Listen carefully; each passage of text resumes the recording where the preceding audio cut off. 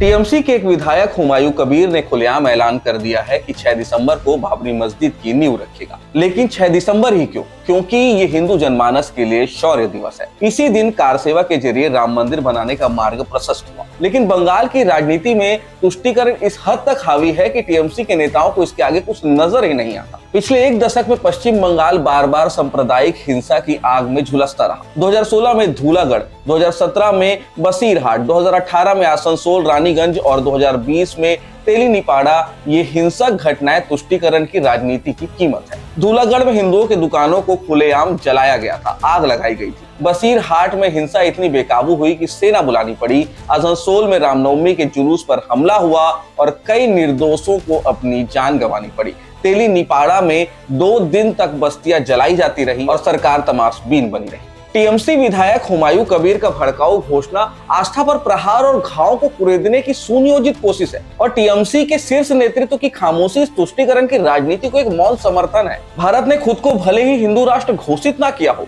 लेकिन इस मिट्टी की आत्मा, इसके लोगों की सांसों में सनातन संस्कृति और भूमि में सदियों से सनातन धर्म की धुरी रही है। राज बदलते रहे, साम्राज्य आते जाते रहे, लेकिन राम, शिव, शक्ति और धर्म का प्रकाश कभी नहीं बुझा। भारत की आत्मा सभ्यता की अखंडता परंपरा से धड़कती है। आज वही चिरंतन चेतना फिर से तेज लय में उठ रही है और उसकी सबसे प्रखर प्रतिध्वनि बंगाल से सुनाई दे रही है। जिस जगह को मस्जिद निर्माण की भूमि बताकर मीडिया को दिखाया गया था, वहां के किसानों ने स्वयं आकर अपनी जमीन देने से साफ इनकार कर दिया है।